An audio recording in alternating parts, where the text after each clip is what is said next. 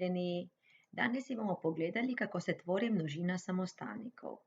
V angleščini imamo samo ednino in množino, dvojine nimamo.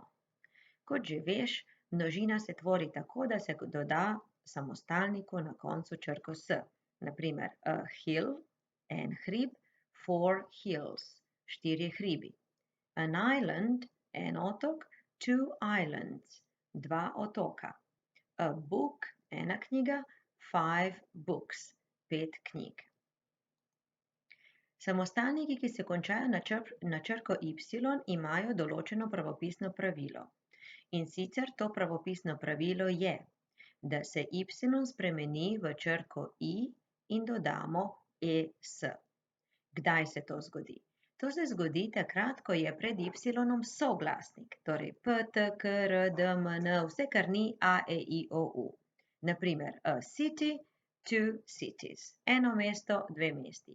Ali a baby, 3 babies, en dojenček, 3 dojenčki. Napiše se pa z IS. Če pa je samostalnik, ki se konča na črko Y in pred Y je samoglasnik, takrat se z Y ne zgodi nič. Naprimer, kot imamo tukaj besedo a boy, 7 boys, deček, 7 dečkov. Potem imamo samostalnike, ki se končajo na črko O. Ti samostalniki ponavadi dobijo končnico ES v množini. Naprimer, a volcano, 2 volcanoes. En vulkan, 2 vulkana. A potato, 8 potatoes. En krompir, 8 krompirjev.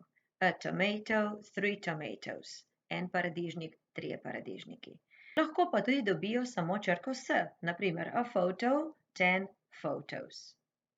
Nato imamo samostalnike, ki se končajo na glas Č. V angleščini se ta glas zapiše CH, ali pa se končajo na S, ali se končajo na glas Š, ki se v angleščini zapiše SH, ali če se končajo na X. Kaj se z njimi zgodi? Kot vidiš tukaj z rdečim napisano, se jim doda končnico ES. Torej, a watch, ena ročna ura, 2 watches, 2 ročni uri. A bus, 6 buses, en avtobus, 6 avtobusov.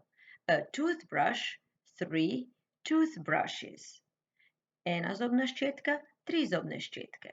A fox, 4 foxes, ena lisica, 4 lisice. Kot slišiš, se tudi končnica ES v tem primeru prebere is, foxes, toothbrushes, buses, watches. Zadnji del tvorjenja množine se imenuje nepravilna množina. Nepravilna množina pomeni, da se beseda spremeni, se mu ne konča, ne doda samo črko S, ampak se spremeni. Poglejmo kako. Naprimer, a man, en moški, 2 men, 2 moška. A woman, ena ženska, 5 women, 5 žensk. A person, ena oseba, 4 people, 4 ljudje. A child, en otrok, 3 children, 3 otroci. Tudi izgovorjavo se moramo naučiti pri nepravilni množini. V drugem videu si bomo pogledali še druge primere nepravilne množine.